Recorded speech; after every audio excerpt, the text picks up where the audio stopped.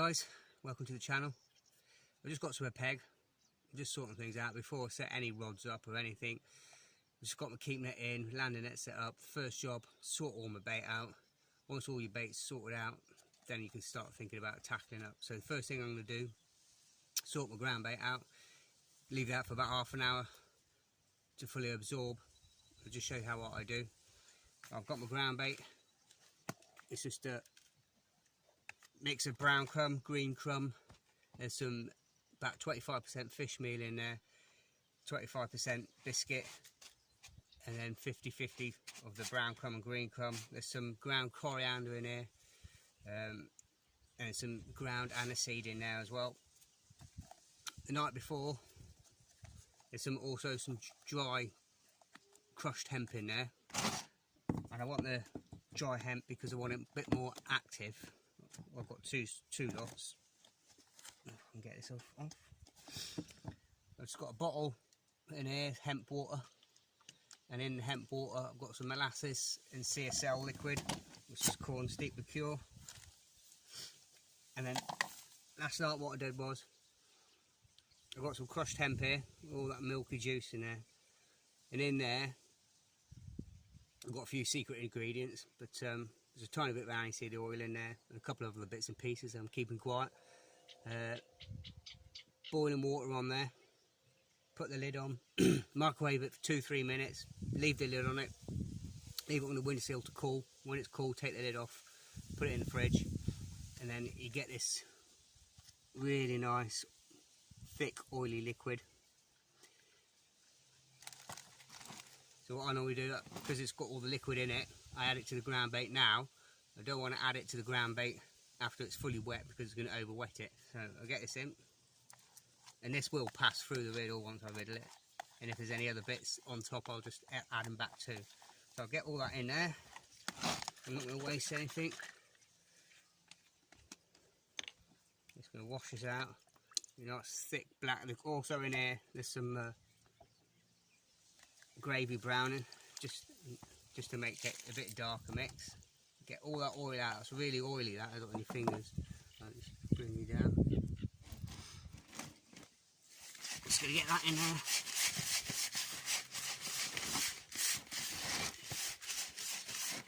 I've only mixed about 75% of my ground bait up. I'll keep some for later on.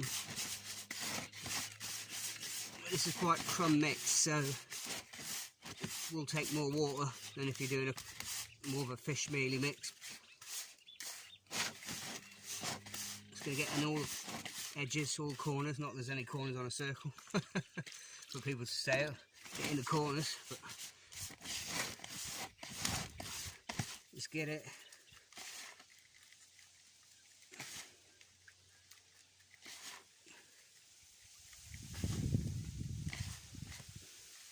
You just want to leave it so it forms a ball, but then comes apart again. You want it slightly on the dry side because you can add a bit more water to it later on. Just take a tiny bit, but don't over wet it, because as soon as it's over wet, that's it. You can't do anything with it. But on the dry side, you can split it up like I do. You can keep some to one side in a little bowl at a time. The sun and the wind is going to dry it out. Sometimes you want it dry, you want it to explode out the feeder to bring some fish into the peg, and then you want to mix them slightly damper in the feeder to get the feeder down to the bottom with all the ground bait in, to then direct the fish down onto the bottom. You want a little bit of cloud in there to start with to draw them into the peg. Then you want a bit heavier, damper ground bait to stay in your feeder and get it down on the bottom, and focus the fish down on the bottom where your feed is, where your bait is. Right, I'm going to leave that for 15-20 minutes or till I'm set up, then I'll come back to it. I'll add more liquid if I need to add more liquid, and then I'll riddle it off, get any damp bits, adjust it how I want it, and it should be ready to go. Okay, I'm nearly set up. I'm just going to wet my ground bait now. It's dried out a little bit. I'll just show you. It won't take a lot, it's not too bad, it's still forming a slight ball, but it's on a bit more.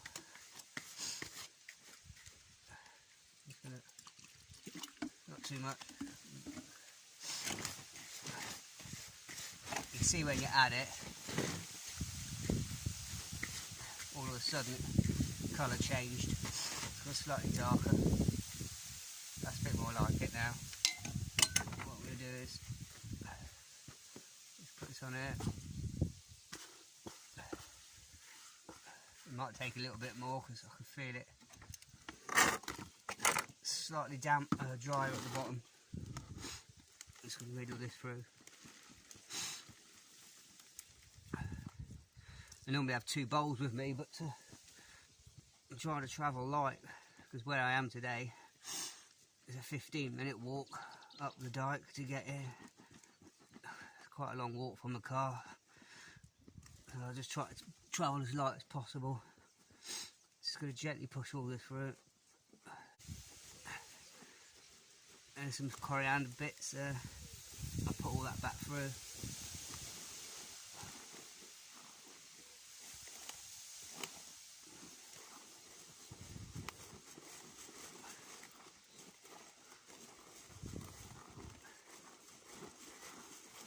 There we go.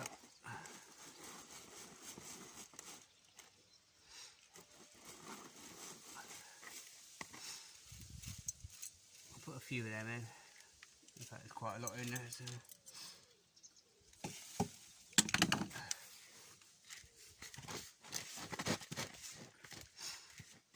And that's lump free now. That's perfect.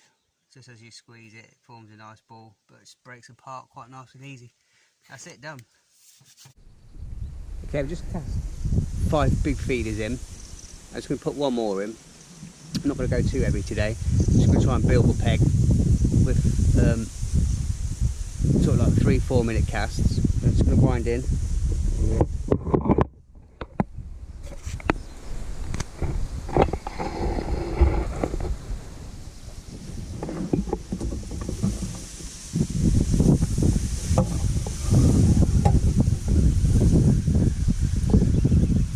Been putting some 2 mils, a few deads, reds and casters and corn in. I don't want to put too many maggots in.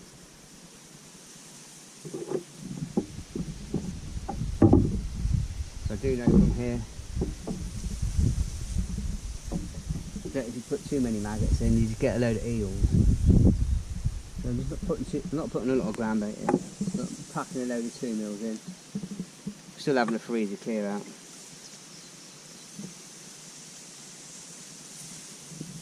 few deads, loads of casters. Just pushing all this in.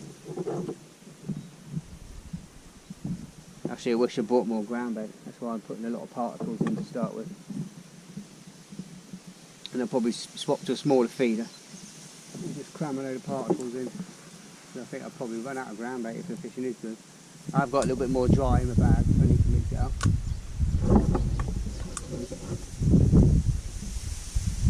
I've cast out, it's like 2/3 of the way across, just at the bottom of the fast shelf. And I'm just sweeping the rod up. Again, just holding it high, so I can see the tip bounce back.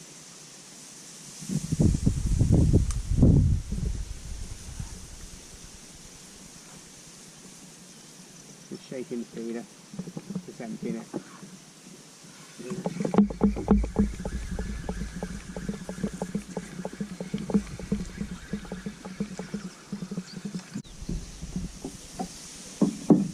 I'd like to predominantly do a feeder video today, but I've got the whole whip or the 2 whips set up, but I've got no rigs on them at the minute.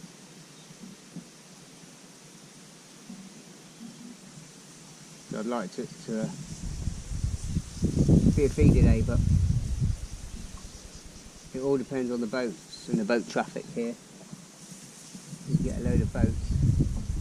Summertime. I'm just going to start off with a 18 E520. It's 2.3 pound Seal Star hook length.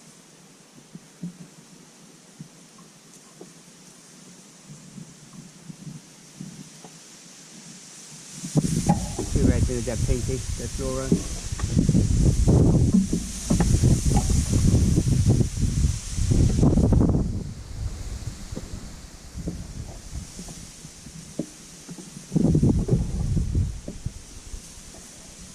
Pinch casters. 4. 2 mils. Some of the dead squats. Maggots and pinkies. Just topping it up.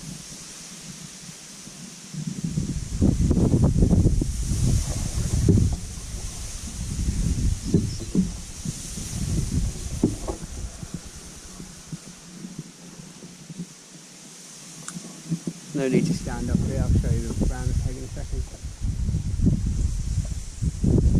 Keep the arms locked.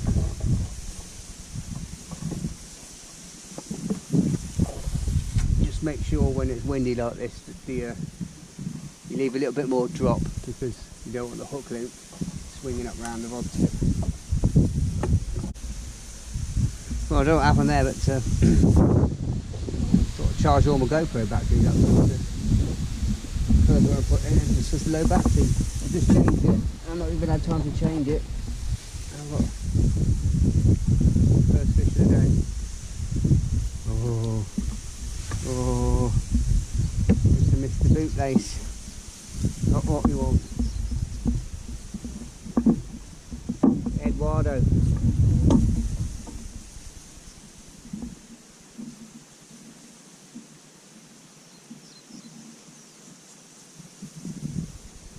Thankfully, it's hooked in under his mouth.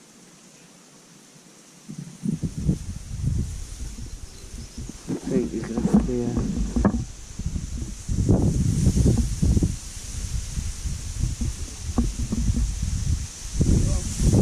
slimy little sod.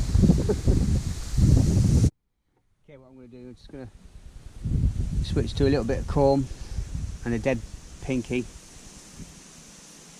Get all that slime off. Just to see if I can try and avoid the eels.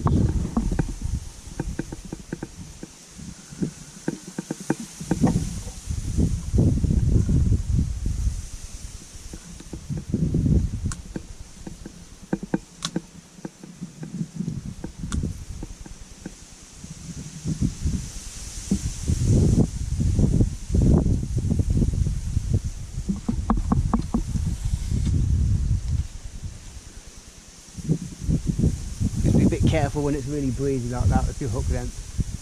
Find out which way the wind's going. Tilt the rod to the outside so your hook length's away from the rod. I'm just going to keep this tip up a minute. So I'm just going to watch the line form a boat. There's a little tap on the rod there and there.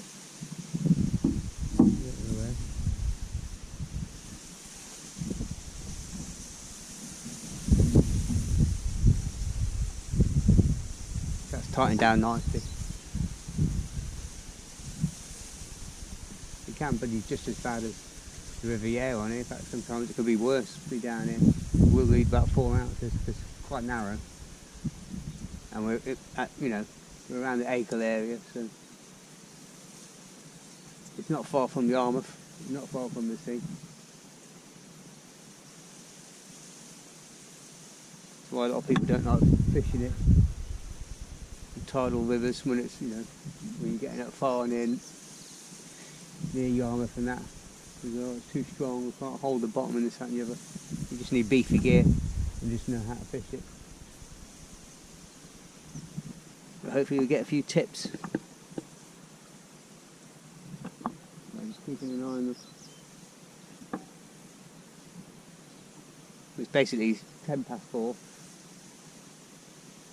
I'm just going to give about a 4-minute cap. And I say hopefully want to stay on the feeder. I've got the other feeder rod set up. I'll quickly do, basically I've got my Shakespeare Mat 1 XT 14-foot heavy feeder rod. I've got 3 ounce tip in it again. It comes with 4 tips, 2, 3, 4 and 5 ounce. I've got a 3-ounce tip in here, normally about right. Got a Shakespeare Mach 2 XT 5000 reel, £12 shock leader, down to £10 braid, and it's a 2.6 pound hook length, 0.10mm Silstar match team. On that rod, the other rod is the 13-foot Tornado Z Daiwa Porky Pig medium heavy feeder rod for Shakespeare Mach 2 XT 4000 reel. It's got £10 mono shock leader down to £6 main line, and again the same hook length, and 18 Amazon B520 and 16 on that one. But I'm probably just going to step up the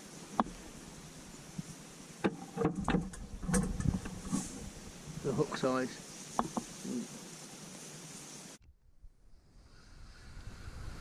I'll just switch back over to 2 red maggots and a dead white maggot. Been in 2 minutes. Another bite. I was just having a coffee. Nice skimmer.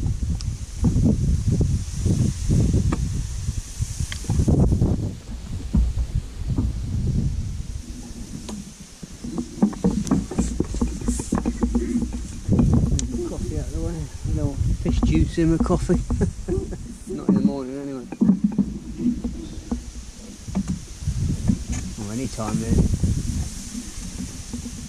Maybe one of those new funky Starbucks coffees. Nice skim of Bream. Look right, nicely in the top lip.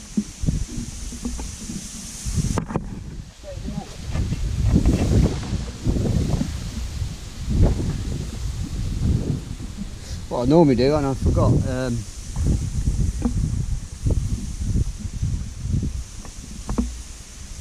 normally bring about a little tiny little Tupperware tub of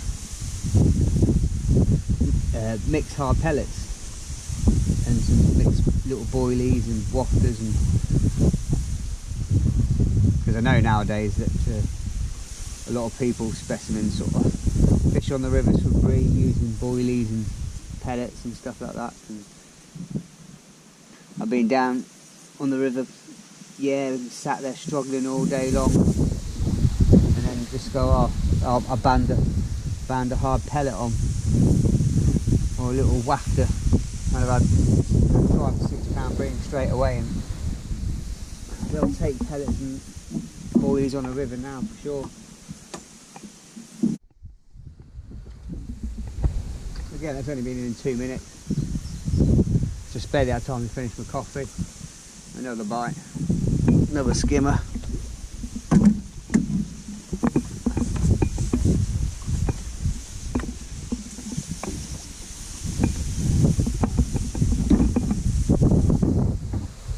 I've got a nice long landing net hand on that now.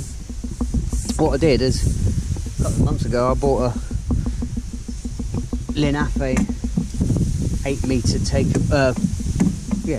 put in whip, but when it came it was awful. Tell you the truth, it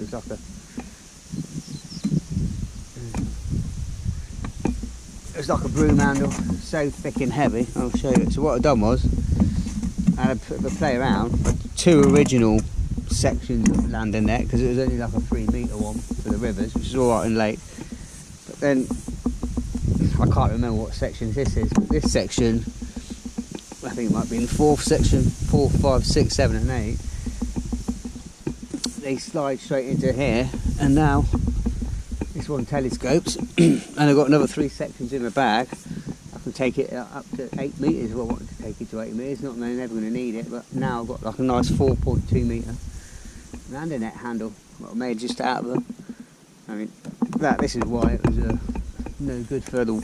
It's not a whip; it's more like a flagpole. But, it's brilliant, nice cheap 8-metre landing net handle.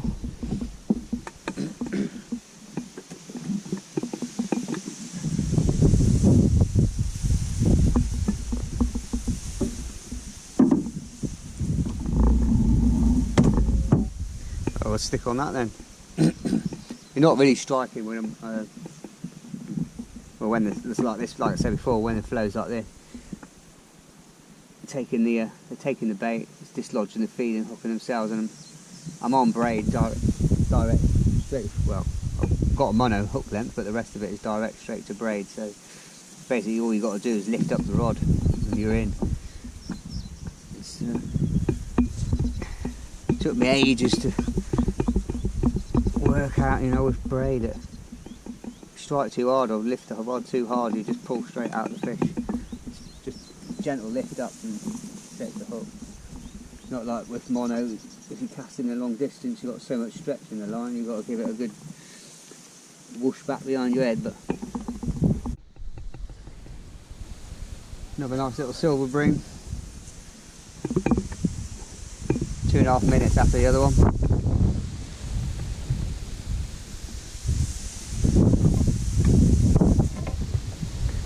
You just want the big mummies and daddies. That's the big stork or crane or whatever it is. Well, that bait looks good to go again, as long as the maggot's not. So.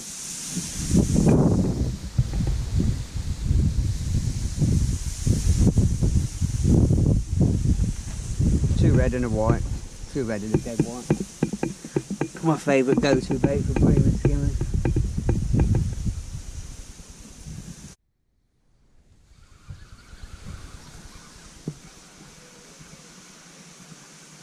Well, the bite's coming thick and fast. It feels a lot heavier.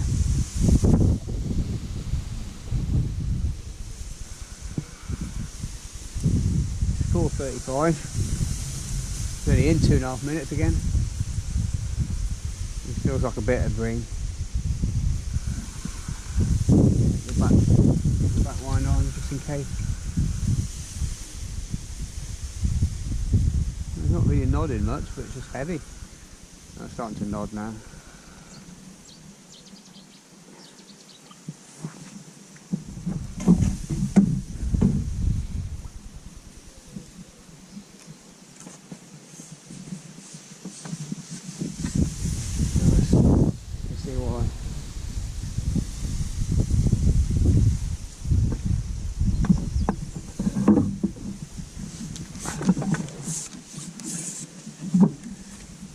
Just hooked in the side.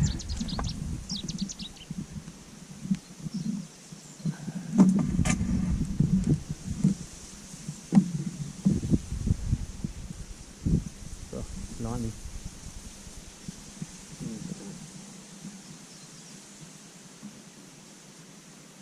Move this water. Right on the hard bit of its fin.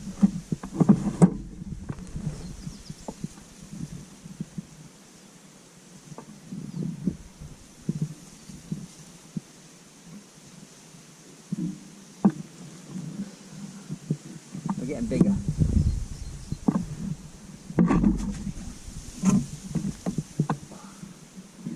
It's having a back gold. Yeah, it's only been out 2.5 minutes again. And the tip absolutely flew back straight. So another skimmer at this one as well. I don't know if there's plenty out there and they're knocking the line, or if they're going for it. And as I say, that feeding must be just holding out there. It must be just holding the bottom. And any movement on the feeder or the hook bait is just dislodging the feeder and hooking themselves up.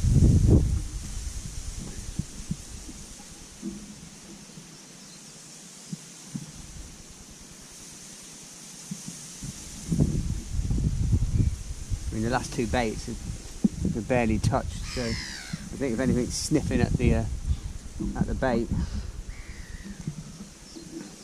it must be what they used to call getting your feeder critically balanced. So the slightest movement would be debris, a fish or whatever, blocking it. It's going to trip the feeder out. Turn's going to straighten the hook length. That line on the bottom, the feed is there, and the feeder trips down, it's going to pull the hook straight into its mouth.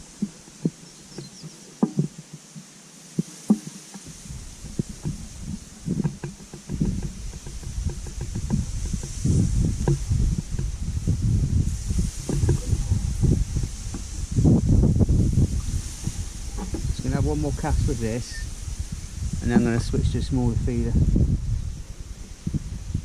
Smaller in size but not in weight. I've got loads of some old dead cows and offcuts of strips of lead I can attach to make the feeders heavier if need be.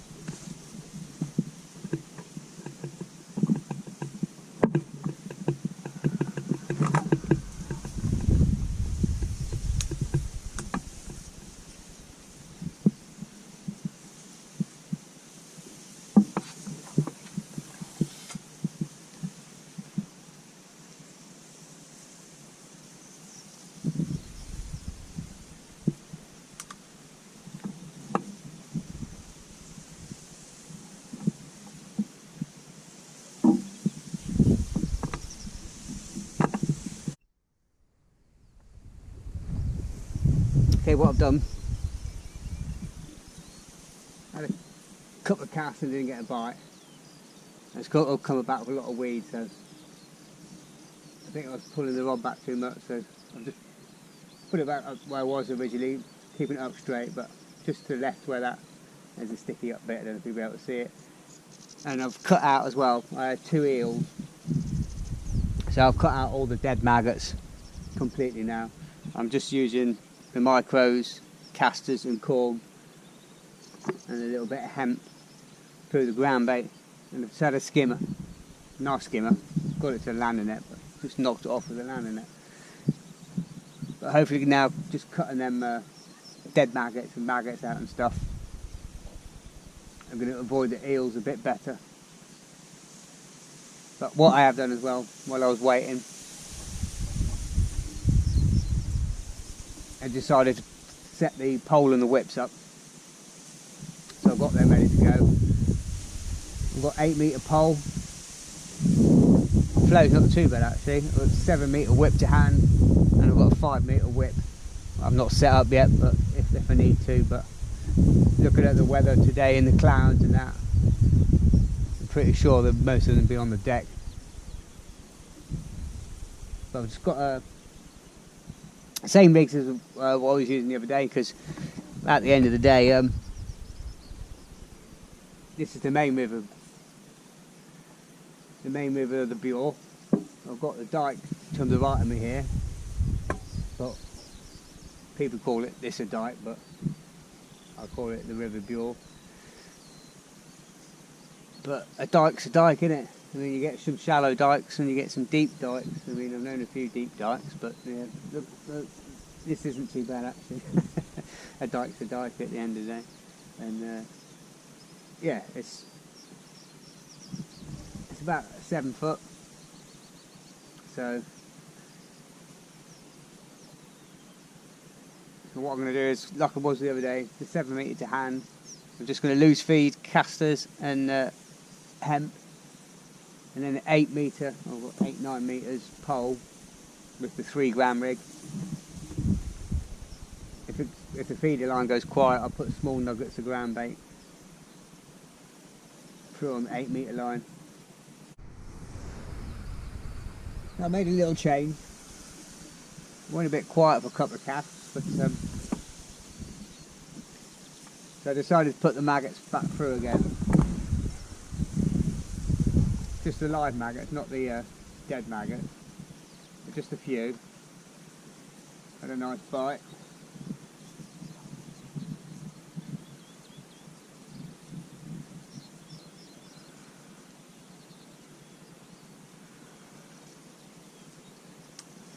Maybe they just do want. Maybe they do want just the live maggots today. Yeah.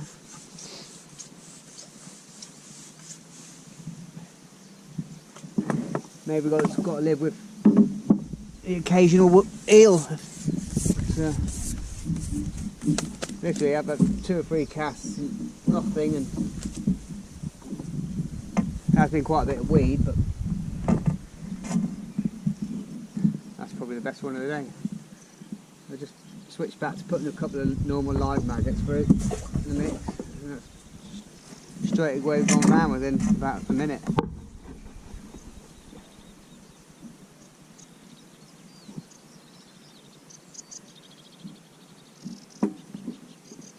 thought I'd try it because I wasn't even getting eels, so I thought, well, I've got nothing to lose. Because it's 5:45 now. Started feeding a 7-metre whip line and 8-metre pole line with just hemp tears and casters at the minute.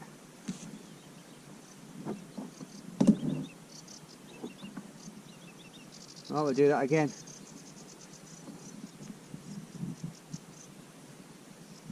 Just maggots and casters at that time. I'll just try that again with a few micros in there.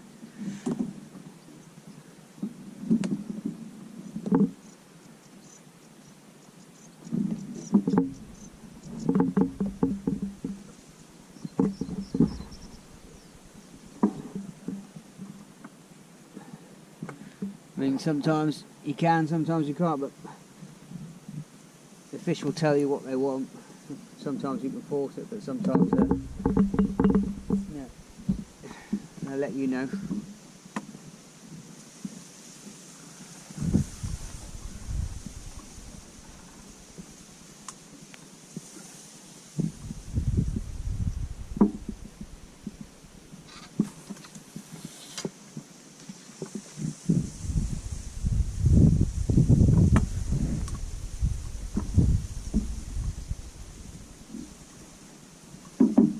Slightly more to the left of that thick stump stick.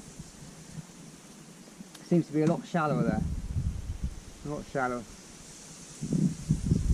And I'm not getting as many weeds. If I cast further in front of me or slightly to the right, there's a lot of clumpy weeds. Almost like May rock that you get in the sea. Well, it's 5:45. Just exactly. I'll just time that cast now for 4 minutes.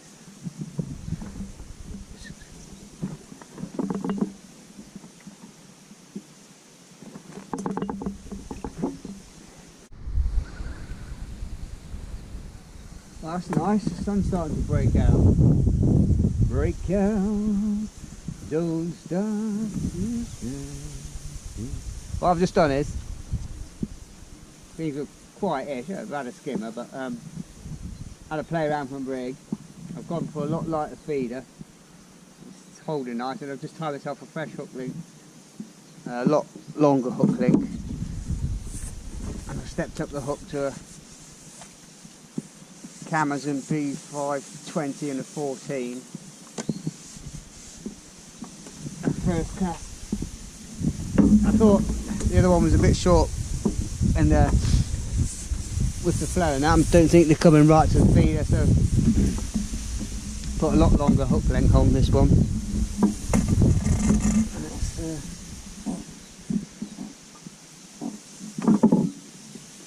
Easy tiger. Now I'm going to have to wash everything. Snot everywhere.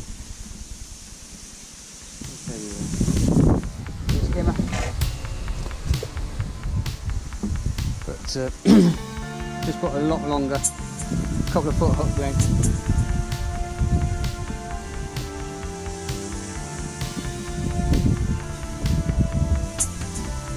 And a big hook, bigger hook.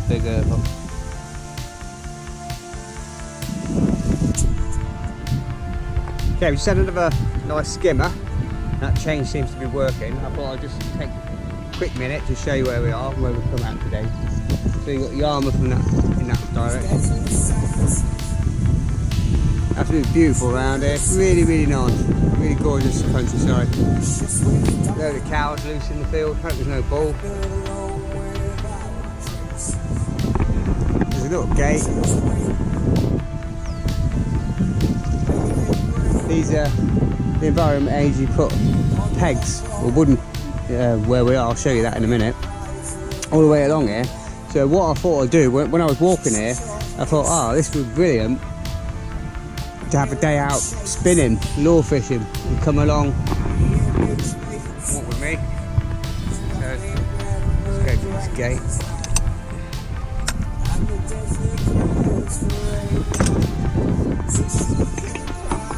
Yeah, it's a fair trek. I don't want to put any signs up if I can.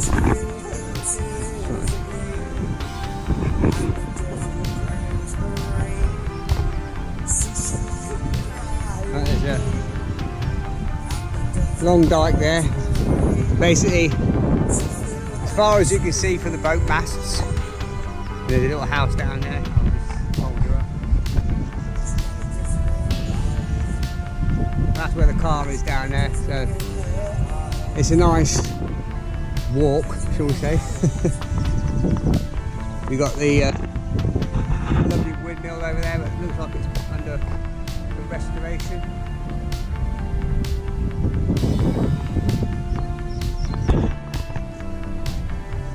You got the dike. It's apparently good fishing in the dike. There's plenty of people like geezer over there. He's fishing off his boat. You got this here. This is a good area. There's 2 people here this morning fishing. They've gone now. There's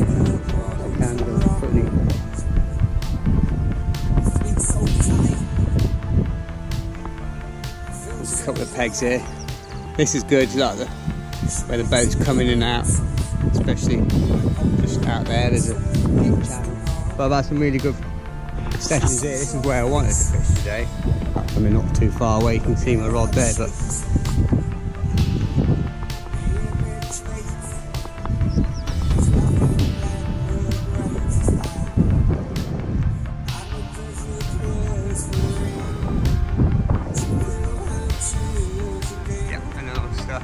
walking back to my peg. It's beautiful on a nice hot sunny day. It's getting out warm now, and this is supposed to clear up all day long from what I saw this morning.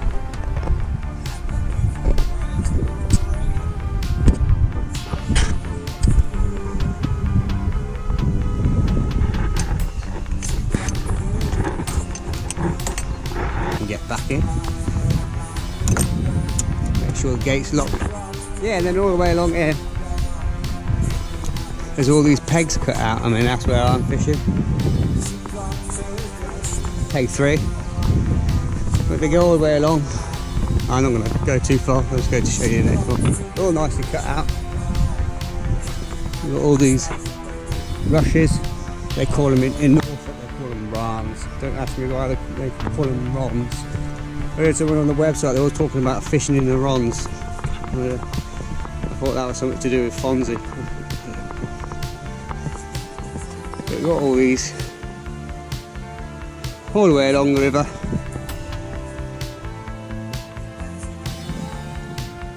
And it's all free, just need a rod licence. Another nice chunky skimmer. That change has definitely made all the difference. Just putting that longer hook link on. That's following better. A lighter feeder.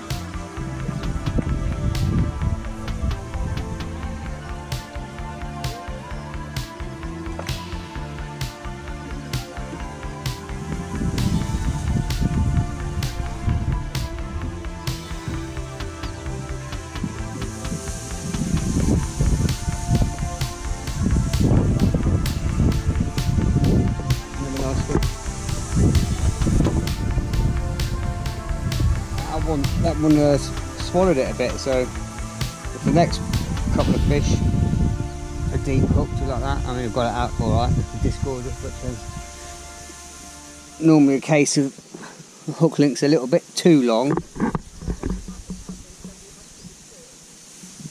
because they're getting obviously the chance to take it and swallow it before it's registering on the tip or anything. So if that happens again, I'll still shorten the hook link up by a couple of inches.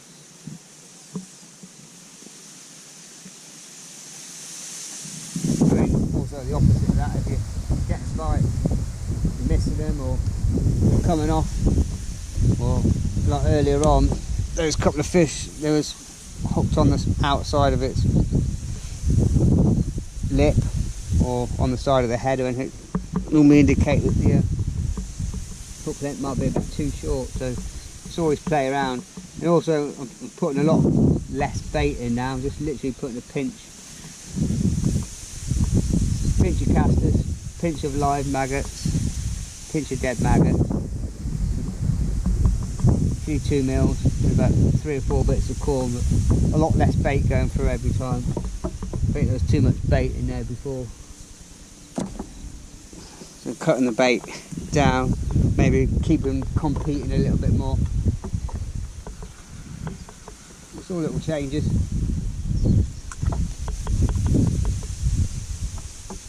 That sun's a bit annoying, right in your eyes.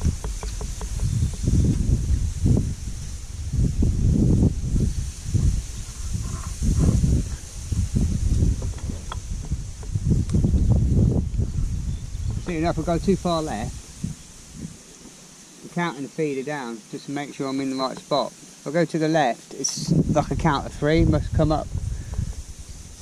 To the right, if I go this way where those weeds are, sort of like knocked down, it's quite weedy there, but just to the right of there's a thick post, I don't know if you can see it, just to the right where I've just cast in. Seems to be a count of about 4 to 5, and it's coming back quite clean. Also, what I'm going to do as well, now notice this flows right up. I'm going to put this feeder onto the other rod and use the other rod just so I can get a better bite indication. As I say, this one, when it tide goes slack, it's too overgunned, or the tip is too overgunned.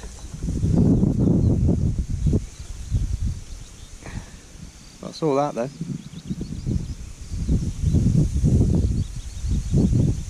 We'll see. It seems to be working. There's no harm in trying. It's only a little one. Not as big as the last one. I feel its head shaking. Yeah, only a small one. Only a little babber one. But they all count.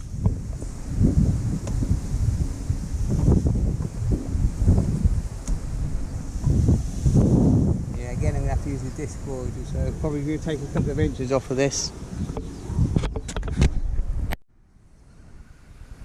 I'll just take about 2 inches off hook length, and the flow's really slowed down now, winding down to it. So this one I will change rods. If it's come off or not. Yeah, just come off.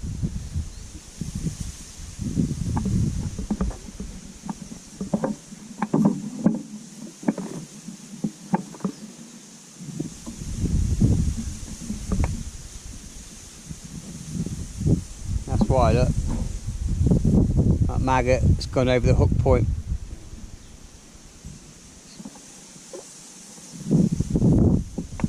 Sort this net out, one second.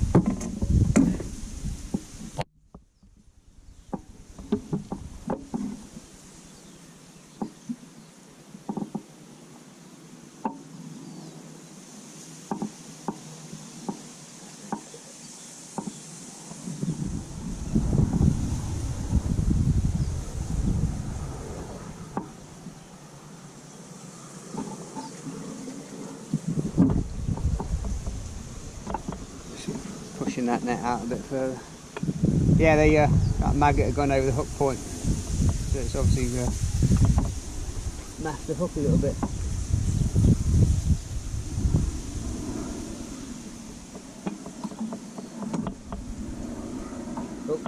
Yeah, what I put this on for is you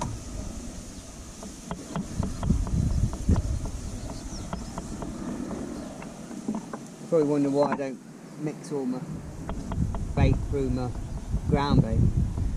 I do when I'm initially feeding. If I'm at the start of the session, I want to get a load of feeding feeders in and bait. I'll mix like not all of it.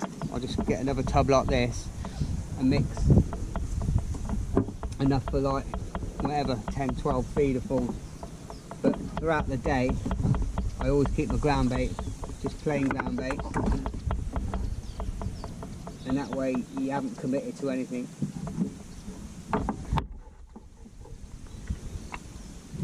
You can put a feeder full of just ground bait in. You cut stuff out if you think, oh, too many maggots are attracting eels, or you want to cut out the hemp because you think you've got too many roach in the peg or whatever. You know, you can add what you want then, and you haven't put all your eggs in one basket.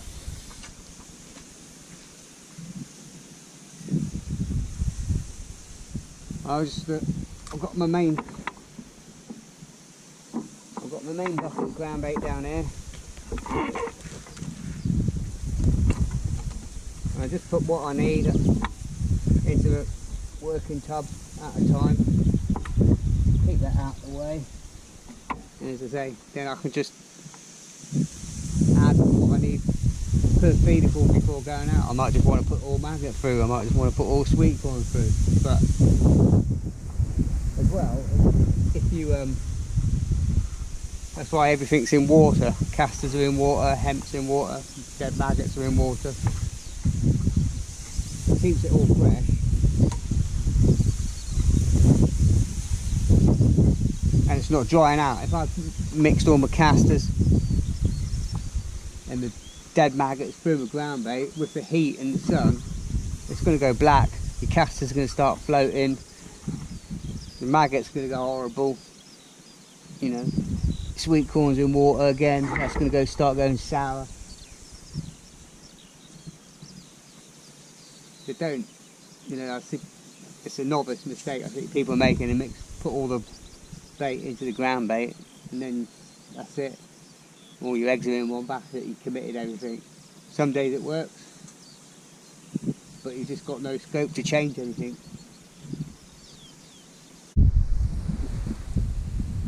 I set another eel. He swallowed the hook quite deep, so I'll cut the line and retie the hook link. So I've just thought it's pretty much slack water now, so I've just switched over rods. As you can see, this is a lot lighter rod, and it's just holding. I expect it to start to ebb in shortly and start flowing to the left. So I thought that might be a good time, because it always goes, any tidal river, around sort of slack tide or still water, the bites slow up and dry up a bit. So I thought it might be a good time to try the whip until this starts ebbing out. But I'm just going to keep to my regime, a 3-4 minute cast. Got another 2 minutes for this. Yeah, another 2 minutes. Still doing 4 minute casts. I want to keep some bait going in for when it starts to ebb.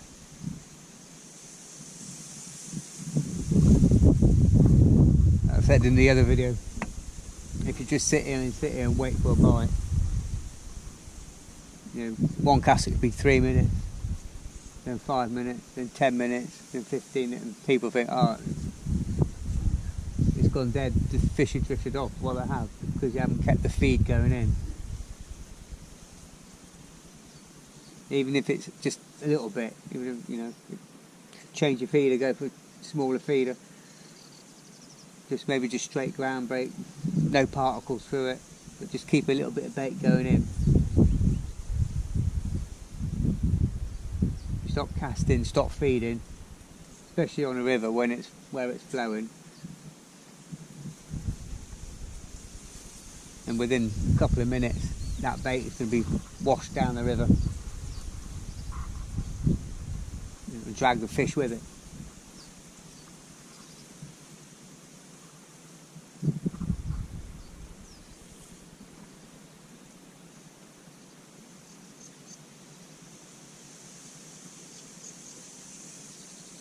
It's pretty much slack now, so I'll give this 2 more minutes if I haven't got a bite. I'll quickly refeed. I'll take the hook link off, stick 2 or 3 feeder pulls out there, and then I'll go on the whip.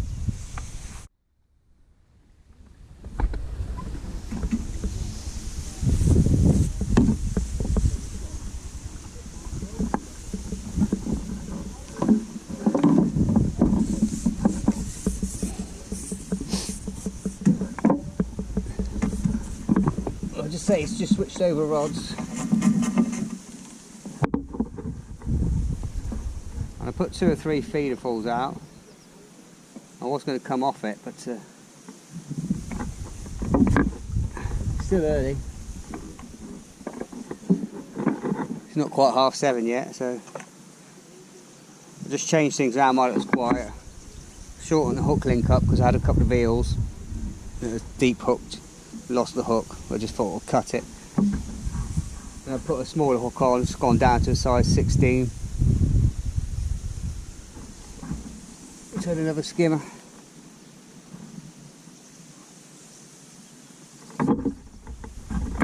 But I think they're there. I think they'll be there all day. But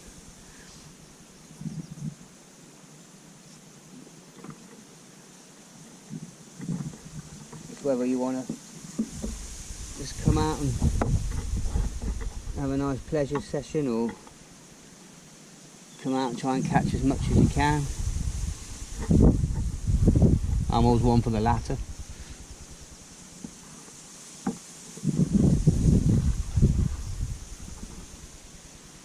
I am still feeding the line, and I won't stop feeding that. Some people might think, oh, it's a bit of a waste of bait, but not for me. But I'm pretty much casting straight out. Giving it a bit more teddy on this one because the lighter rod. Bringing it up. I'm still doing exactly the same procedure, letting it settle. But you can pretty much wind down to the feeder at the minute. And I have just started putting the rod to the right now. There, pretty much wound down to the feeder.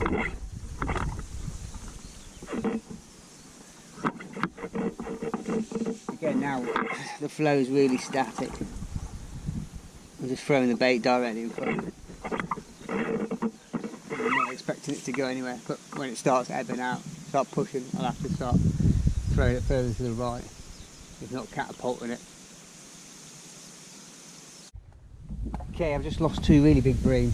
I've got them all the way in, got them up to the top, ready to land them, and they both shook their head and just come off literally right at the net. So I've just stepped up, I've gone for a size 12 Cameron Beef R20. Just had 3 boats go through, one after the other. So I'm just going to put a bit of bait in, just do 3 quick casts, get some bait out there.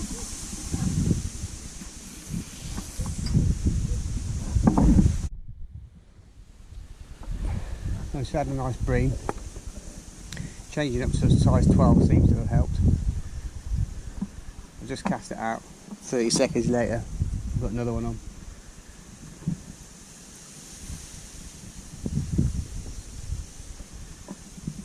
Stepping up the feed now as well. Yeah, well.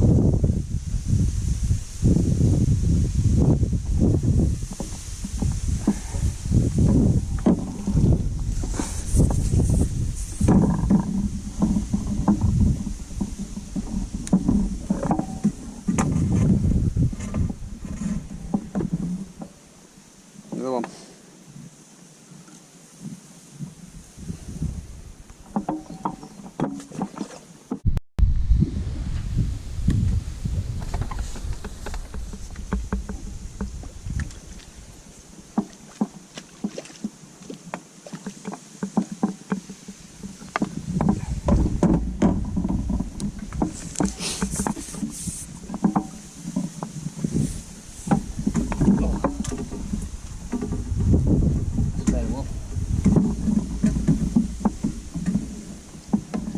Just had 3 and 3 chucks. Been 4 or 5 boats gone through, but it doesn't seem to have affected them.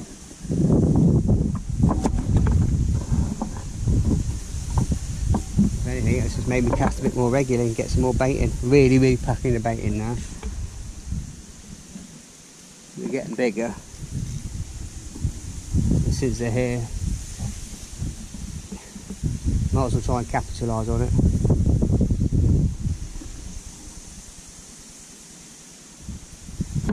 Definitely stepping up to size 12 was Made all the difference. Slightly longer hook length. I'm just going to stick with this rod and rig as long as I can. Flow is picking up all the time. Got another boat coming through.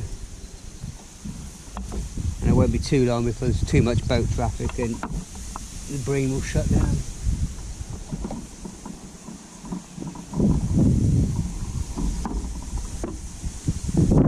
This boat's gone, we'll get to cast down.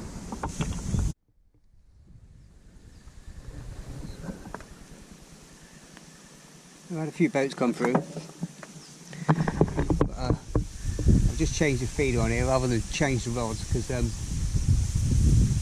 rod's a lot more sensitive than the other rod. I've just been a bit more patient and I've just really packed some dead maggots through to see if it make any difference. And I've had 2 and 2 chucks. It doesn't seem like the boats can be putting them off today as long as you put the feed in.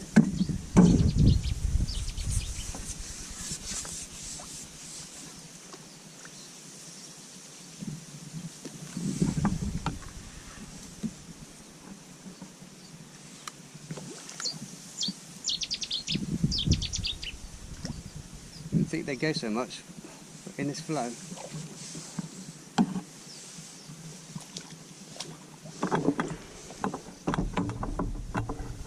So now I'll put the scrap up.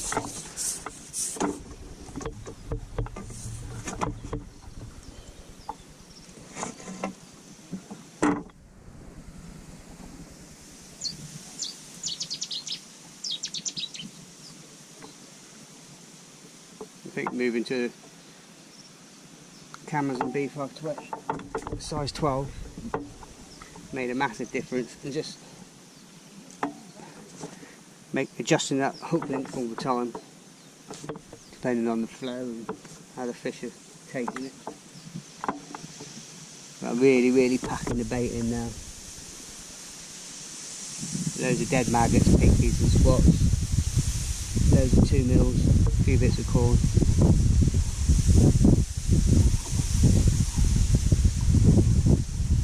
3 maggots, just all hooked with a fat end. Big hook.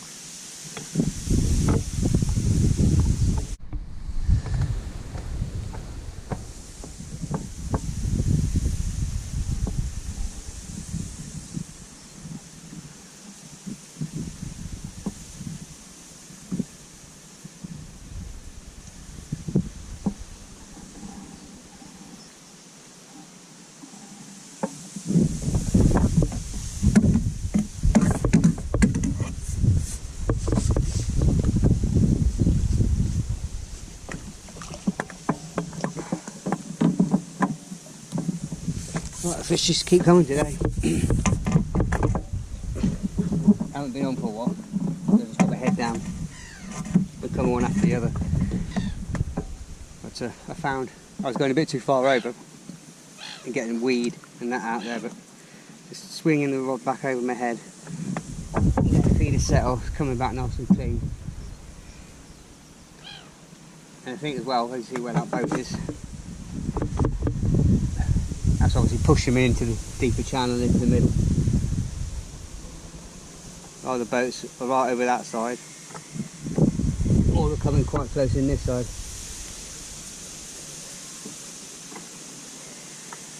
So coming back a little bit, not even quite, sort of 2/3. The fish is still feeding, probably feel more confident now without the boats over the road. I'm surprised that it's still feeding, so I'm going to crack on. Probably be a feeder day, won't it, today?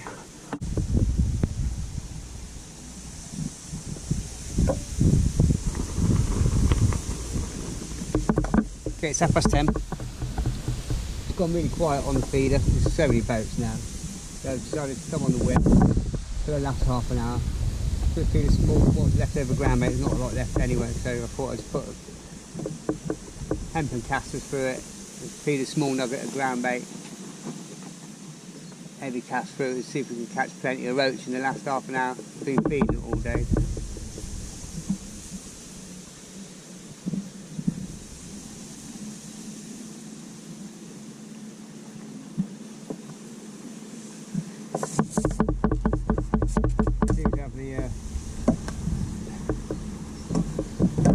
day hire bloody sailing club out now. They seem to like sailing all around the river. And there's so many boats here, they're just weaving from side to side to side.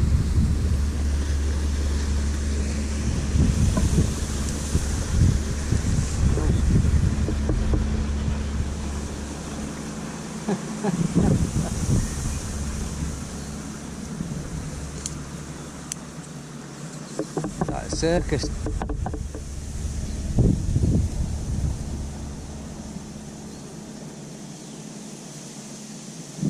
They hire a sailing boat out. They probably watched a couple of videos online how to sail a boat.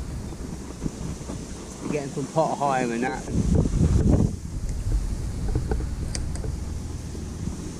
They need to have good people right away. This wind making the whip a bit difficult.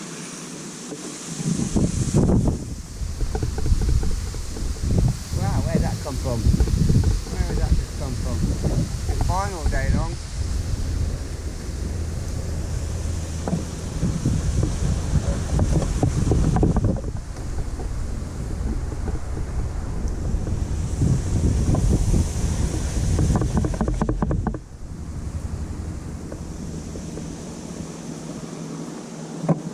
Bait up a bit.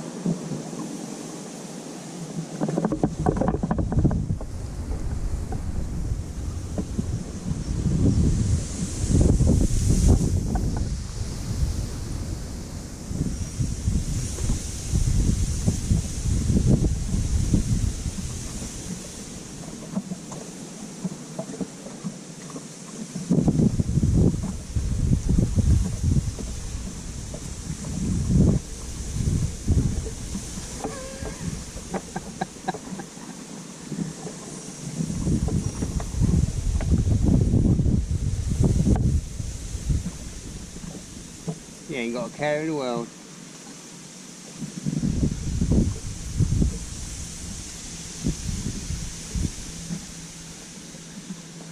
Are you going to practice in the ocean? By the time it's now 11 o'clock. It's been really slow for the last 45 minutes. There's not much on there. Only 3 or 4 ropes on the whip.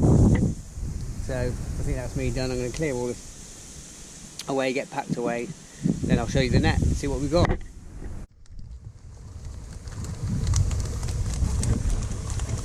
Well, I could get these back to all lively. 45 pound of bream there, skimmers. Had a really good morning. All on feeder. There's some eels in there. There's a few ropes, not many. That's all skimmers and bream. Oh, I don't want to lift them out. You're sure you can see. Let's get them all back.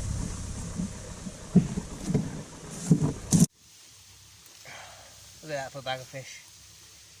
Absolutely rammed. It's 45 pound of bream and skimmers there. Eels, roach, not too many, about 3 roach, but the rest of them, oh, can't even lift it. Let's get them back. I'm back in the car. I'm absolutely dripping, I'm sweating like a pig. That's a long walk. I wasn't half that far this morning, I swear it wasn't. Mind you, it was nice and cool at 5 o'clock this morning, or 4 o'clock this morning. Oh, but it's now 26 degrees. And it's about a 20-minute walk back to a car, and that's me done. What a great day, what a brilliant day. Everything I've done today, kept busy, kept focused, and all the changes that I made has paid off. Happy days. I hope you enjoy the video, hope there's loads of tips. Stay tuned, coming on for the next one. And if you're new to the channel, welcome to the Norfolk Fishing Channel. I'll see you again. Take care.